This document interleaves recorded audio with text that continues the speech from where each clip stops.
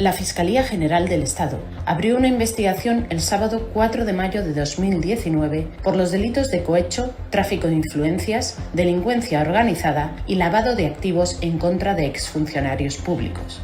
Sin embargo, luego de esto, la Fiscalía enfocó todo su esfuerzo únicamente en la figura del cohecho, pues es un delito que puede ser juzgado en ausencia y es imprescriptible. El objetivo de la Fiscalía se empezaba a aclarar: impedir que Rafael Correa fuera candidato en las siguientes elecciones. Poco a poco, el objetivo fue cada vez más evidente. El juicio sucedió en plena pandemia, cuando todo se suspendió. Todo excepto este juicio. Los demás juicios penales sí fueron suspendidos. No solo eso, sino que este juicio marcó un récord en tiempo. Fue el juicio más rápido en terminar todas sus fases, incluida la casación. Finalmente se cumplió el objetivo. Un día antes de que Rafael Correa se pudiera inscribir, el juicio penal acabó, impidiéndole ser candidato. Por si eso no fuera suficiente, el juicio se dio con jueces temporales. Mientras transcurría el caso, el 70% de los jueces de la Corte Nacional de Justicia fue removido. 7 de los 9 jueces que actuaron en este caso fueron puestos a dedo, sin ningún proceso o concurso.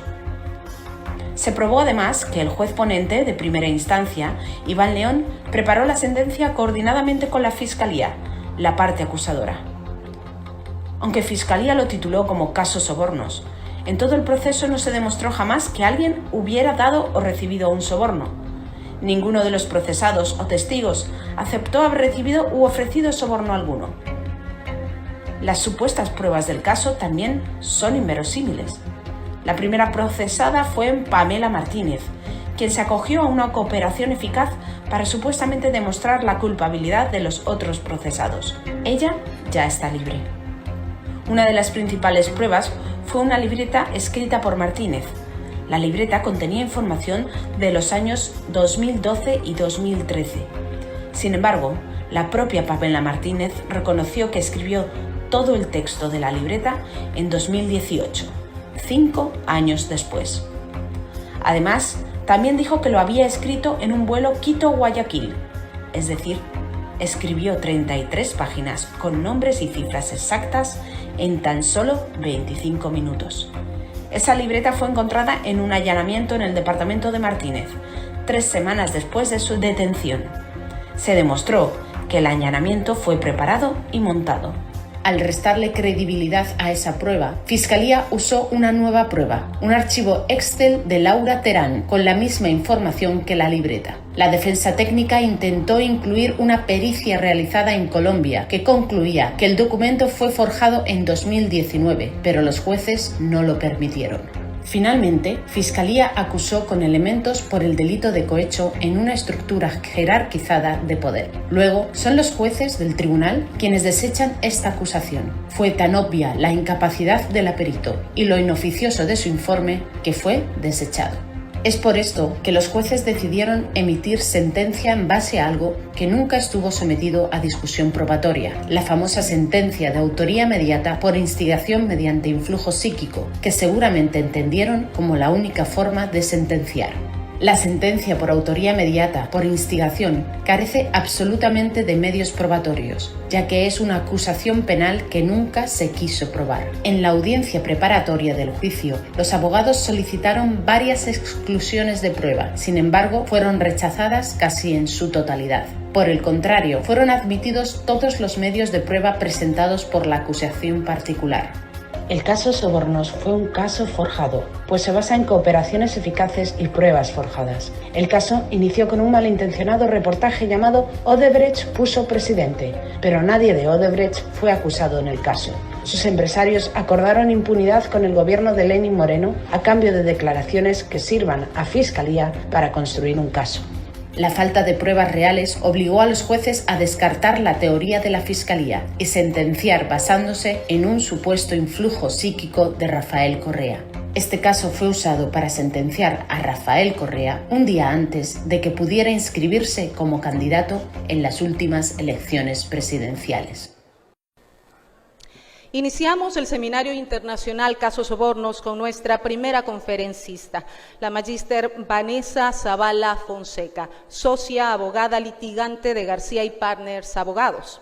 La doctora Zavala es licenciada en Ciencias Sociales, Políticas y Económicas, abogada, magíster en Derecho de la empresa Universidad Católica Santiago de Guayaquil. Magíster en Derecho Penal y Litigación Oral, Instituto de Altos Estudios Nacionales. Tiene un diplomado en Garantías Jurisdiccionales de la Universidad Católica Santiago de Guayaquil y tiene además estudios en Derecho Penal Económico Internacional en la Universidad de Granada. Cursa actualmente un doctorado en Derecho Penal en la Universidad de Buenos Aires. El tema de su ponencia es Casos Sobornos, hechos relevantes del proceso. Abogada Zavala, bienvenida a su espacio. Desde el inicio, este sistema penal, comprendido en un sentido amplio, estuvo dirigido y predispuesto a condenar. El propósito no fue la realización de la justicia, tampoco fue la realización de un juicio justo. El propósito siempre fue la imposición de una condena.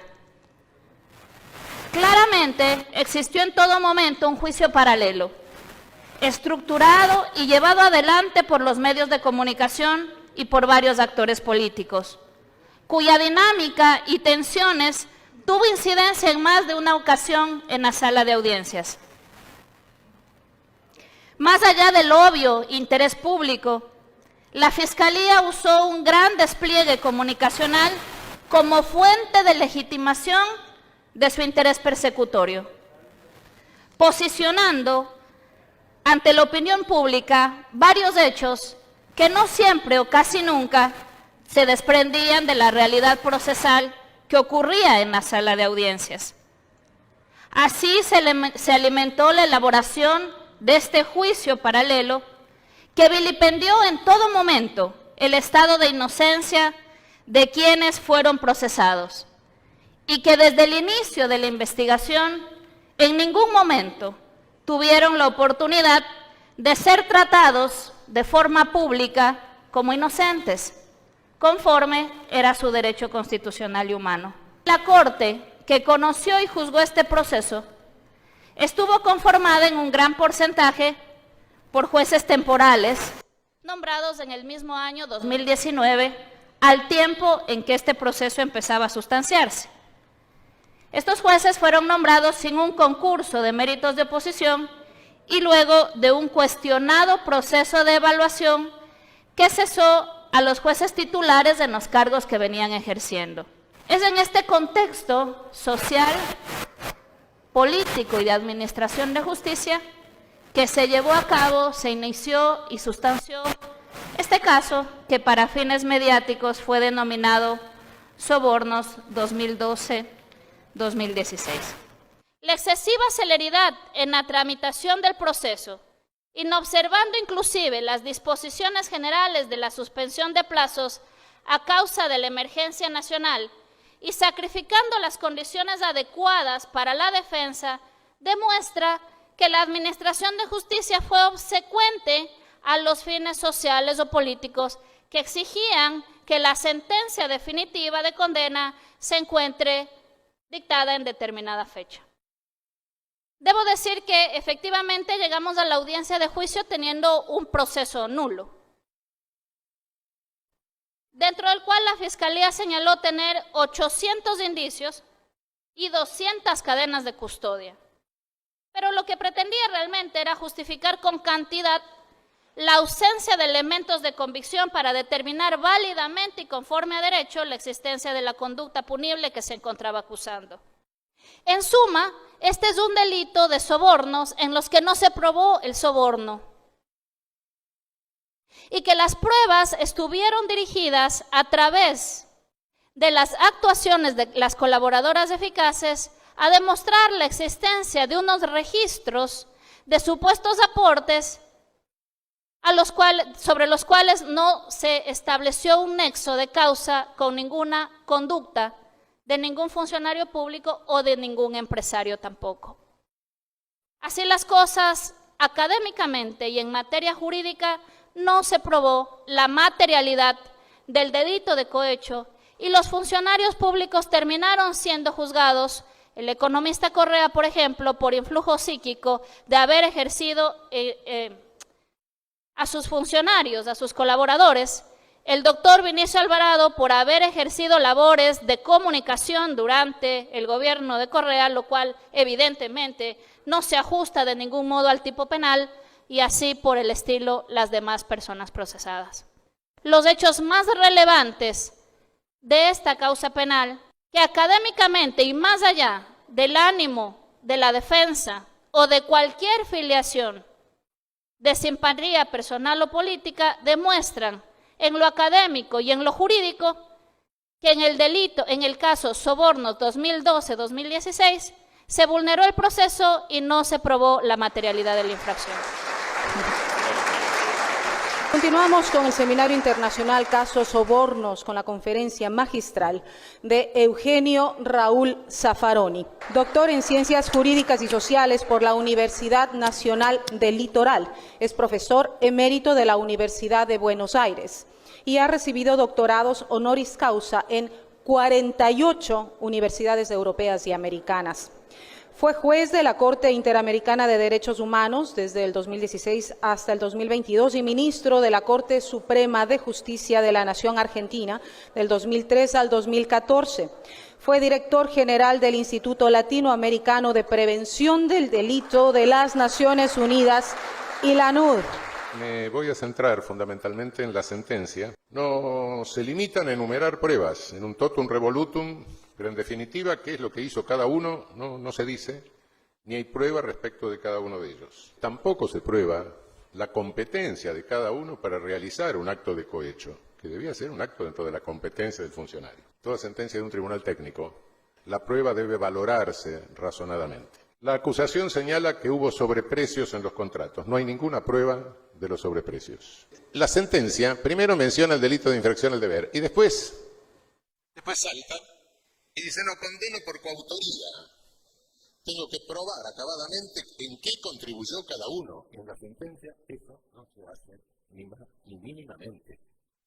Se apela a citas incoherentemente, contradictoriamente, ¿para qué? Para eludir la prueba de lo que correspondería probar respecto de la responsabilidad de los aportes de cada uno de los presuntos coautores. Esto de que haya acusado por una cosa el Ministerio Público y haya condenado la sentencia por otra, rompe lo que se llama el principio de congruencia. Y se da por hecho que el jefe de la banda incurre en esa jefatura por influjo psíquico. Realmente cuando llegamos a ese punto nos damos cuenta de que esto está manejando un concepto verdaderamente arbitrario. Pero más que arbitrario, todavía tenemos otra cosa peor. La condena por autoría por instigación. La autoría es una cosa y la instigación es otra. La Convención Americana de Derechos Humanos exige lo que se llama el doble conforme. Tiene el derecho el condenado a que se le revise integralmente, tanto en lo jurídico como en lo fáctico. Esta sentencia no ha sido revisada con esa amplitud. De los 9 jueces que intervinieron en las 3 instancias, 7 eran jueces interinos, jueces que no están en posesión del cargo, en posesión definitiva del cargo, cuya confirmación depende de lo que vayan a decir en la sentencia. Todo eso permite cometer hechos contra la democracia, donde, ¿qué es lo más grave? ¿Que determinados líderes políticos no puedan ser candidatos? Sí, es grave. Pero lo que no podemos es cancelar la disputa democrática de esta manera.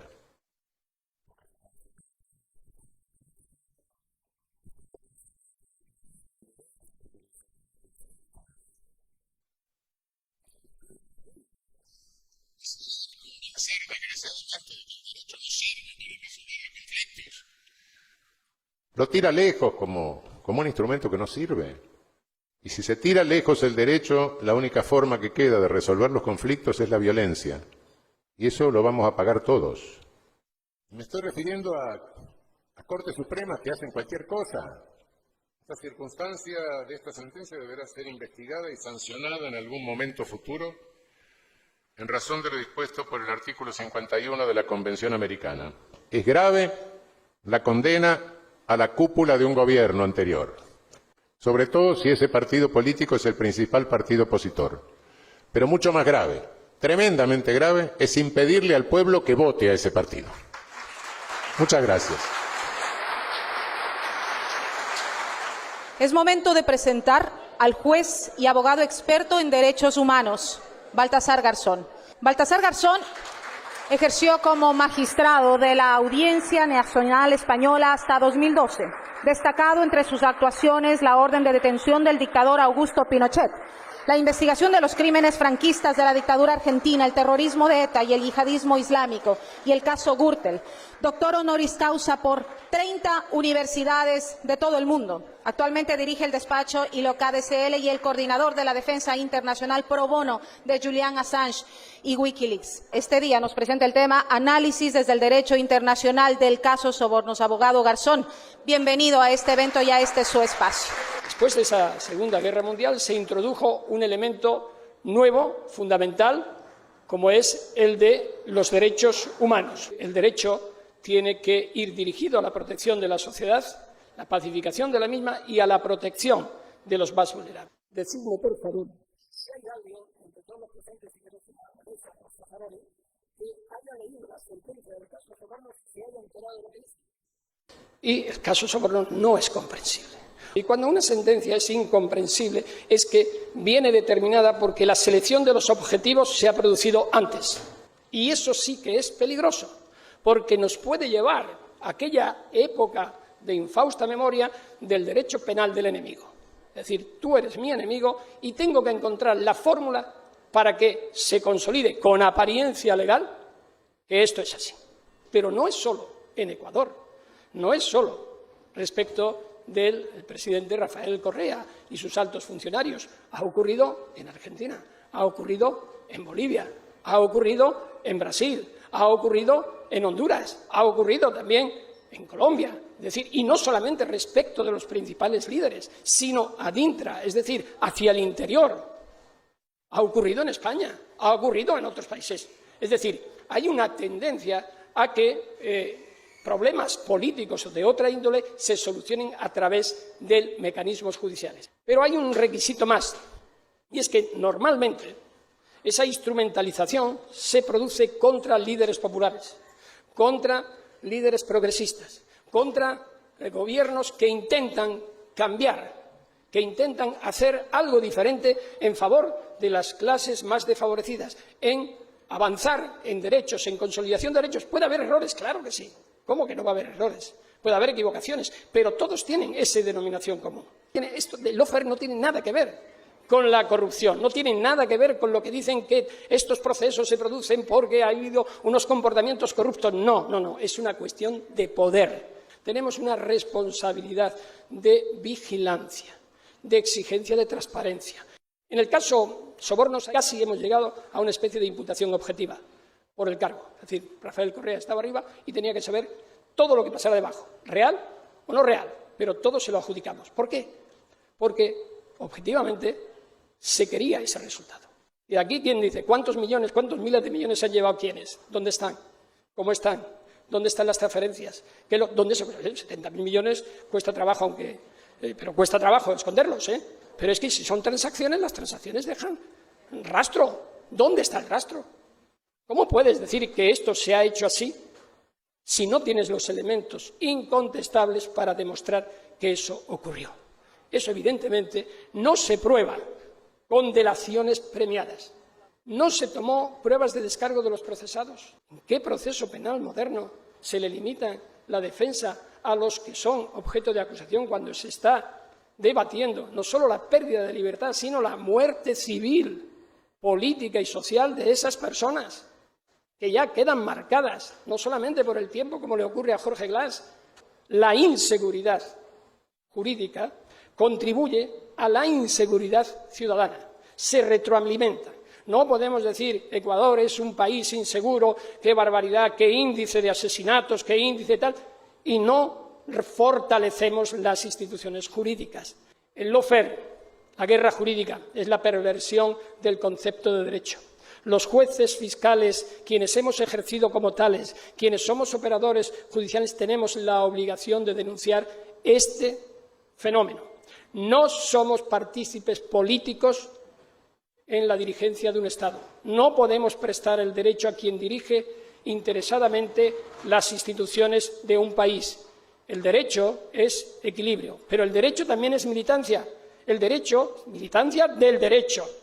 No podemos permitir que haya soluciones como las que hemos visto en este caso. No, tenemos que interpretar el derecho en beneficio de las víctimas. Y ojo, no por haber ostentado un cargo eres victimario.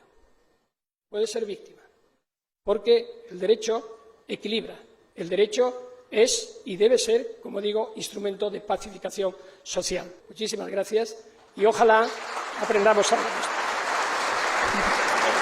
Charlotte Bach, abogada, profesora, investigadora del Centro de Derechos Humanos y Empresas de la Universidad Federal de Juiz de Fora, integrante del Movimiento de los Trabajadores Sin Tierra, vicepresidente de la Comisión de Derecho Internacional del Orden de los Abogados de Brasil, miembro del Consejo Latinoamericano de Justicia y Democracia, miembro de la Asociación Brasileña de Juristas por la Democracia.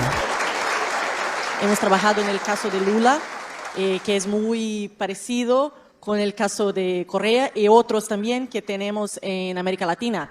El lawfare, ¿qué es? Es la combinación del sistema penal, del sistema persecutorio, acusatorio, con el espectáculo del proceso penal y el corte de las garantías mínimas de los procesos y las garantías de los derechos fundamentales, juntamente con la desestabilización de los estados y la judicialización de la política.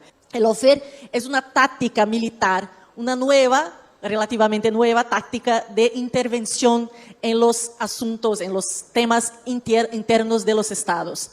Es una táctica que está plasmada en manuales de los Estados Unidos, en manuales militares, y vemos que esto es un objetivo geopolítico muy claro, de intervención en los asuntos, en los intereses internos de los estados, en contra gobiernos no amigables a políticas neoliberales.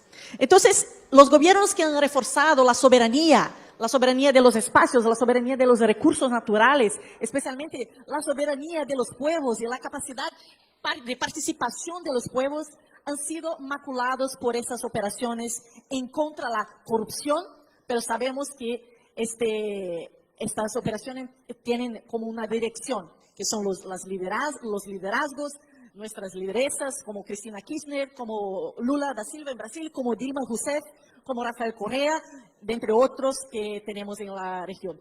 Entonces, vemos que esta desinstitucionalización de los derechos se da en espacios de excepción y de especialmente extrema derecha y extremo conservadurismo.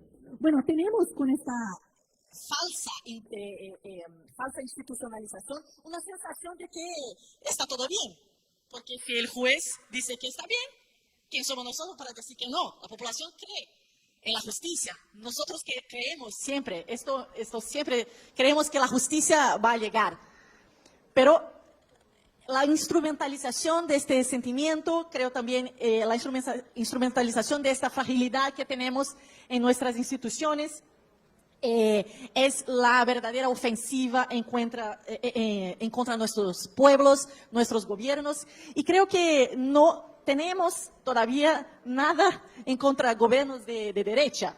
Esto es una estrategia que tiene una dirección muy clara, en contra de las conquistas populares, sociales, que hemos tenido en las últimas décadas. Y todos sabemos cuál es la principal consecuencia, estoy totalmente de acuerdo con el profesor Zaffaroni, es la destrucción de nuestra democracia y peor, la naturalización de la arbitrariedad en nuestros países.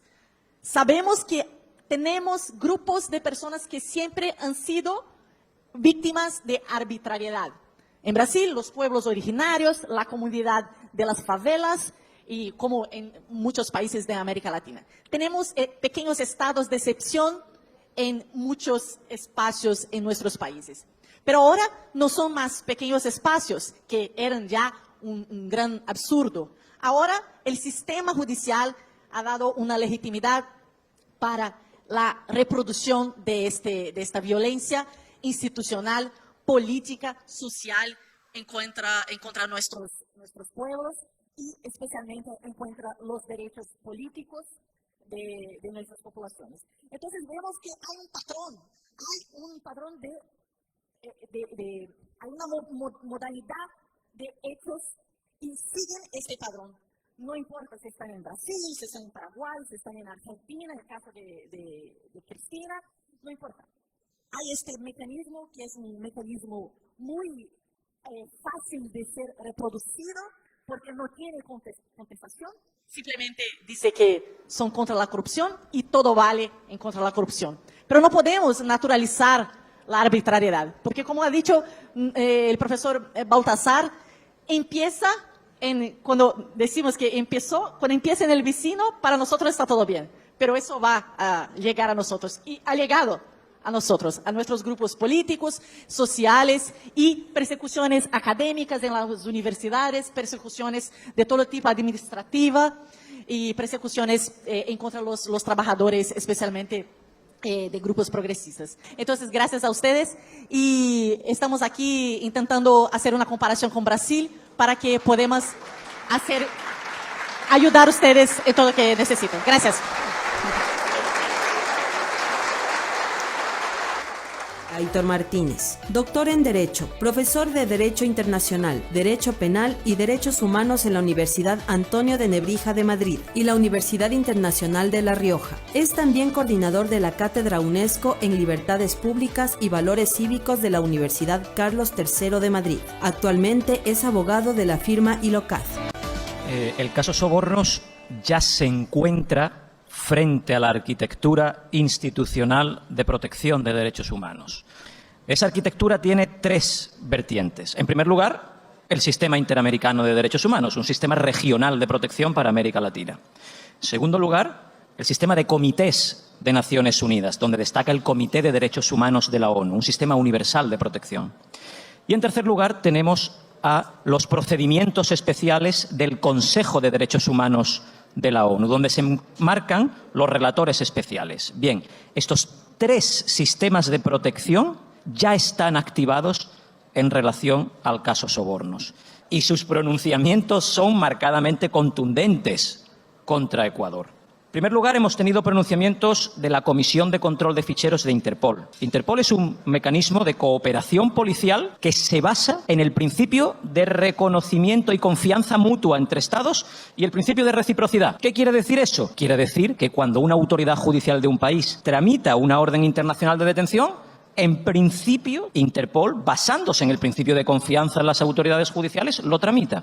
Y se introdujo dentro de Interpol un sistema de control que se conoce como la Comisión de Control de Ficheros. Es muy excepcional que la Comisión de Control de Ficheros pare una orden internacional de detención, pues aun con las dificultades que conlleva parar órdenes en Interpol, la práctica totalidad de las órdenes internacionales de detención han sido paradas por la Comisión de Control de Ficheros, con pronunciamientos muy contundentes que hablan de persecución política. Segundo, el refugio conferido al expresidente Rafael Correa en Bélgica. La figura del asilo y el refugio surge como una figura en la que los Estados se controlan a sí mismos en el despliegue de persecuciones políticas. Tercer vehículo, esto ya es un camión, un tráiler. Esto es el relator especial sobre independencia de los magistrados y los abogados, pero realmente su nombre común es relator sobre la independencia judicial. Es un organismo de inspección de Naciones Unidas enmarcado dentro del Consejo de Derechos Humanos. Lleva realizando pronunciamientos muy contundentes desde el año 2019. Los dos primeros pronunciamientos del relator dirigidos al Estado ecuatoriano tienen que ver con el rol que el Consejo Transitorio estaba desplegando en la politización de la justicia. Y de hecho alertó al país. En su llamamiento de 18 de septiembre de 2019, el primero ya le dice al Estado que está preocupado por la situación del Poder Judicial en el país. Y le expresa su preocupación por el proceso de evaluación integral de las y los jueces y con jueces de la Corte Nacional de Justicia de la República de Ecuador. Segundo llamamiento, de 10 de junio de 2020. Y dice que está analizando el incumplimiento de las obligaciones estatales de proteger, respetar y garantizar la independencia e imparcialidad judicial en el país. Llamamiento del 9 de julio de 2021. Dice el relator al país que está analizando hechos violatorios. Ya no habla en el futuro, ya habla de violaciones concretas. Todavía vino uno más. Y en ese cuarto llamamiento de 26 de enero de 2022, lo que dice el relator es: voy a aterrizar ya incluso en las concretas vulneraciones a derechos humanos que están ustedes materializando. Es decir, lo que le está diciendo el relator es: paremos ya con esta ficción de proceso, porque ustedes están materializando vulneraciones a derechos humanos recogidos en tratados internacionales. 4 pronunciamientos de un inspector de Naciones Unidas alertando que el caso Sobornos ha sido una instrumentalización del Poder Ejecutivo sobre el Poder Judicial para condenar a todo un conjunto de autoridades de la oposición política y proscribir al expresidente Rafael Correa de concurrir a las elecciones que iba a concurrir o podría haber concurrido, ¿no? Después, la Comisión Interamericana de Derechos Humanos también se ha pronunciado. Ha dictado medidas cautelares contra el Estado ecuatoriano, que por supuesto han sido desatendidas. El Comité de Derechos Humanos de la ONU también se ha activado ante denuncias presentadas por algunas de las personas involucradas en el caso Soborno. No queda ninguna instancia en la comunidad internacional de los derechos humanos que no se haya involucrado en este caso. Insisto, ya son 20, 30, 40 los vehículos que van en contra y todavía Ecuador no piensa que a lo mejor quien va en dirección contraria son las autoridades del país, ¿no? El volumen de violaciones al debido proceso que atesora el caso Sobornos marcará un antes y un después, y este caso será conocido como un caso paradigmático del lawfare en el ámbito del derecho internacional de los derechos humanos. Muchas gracias.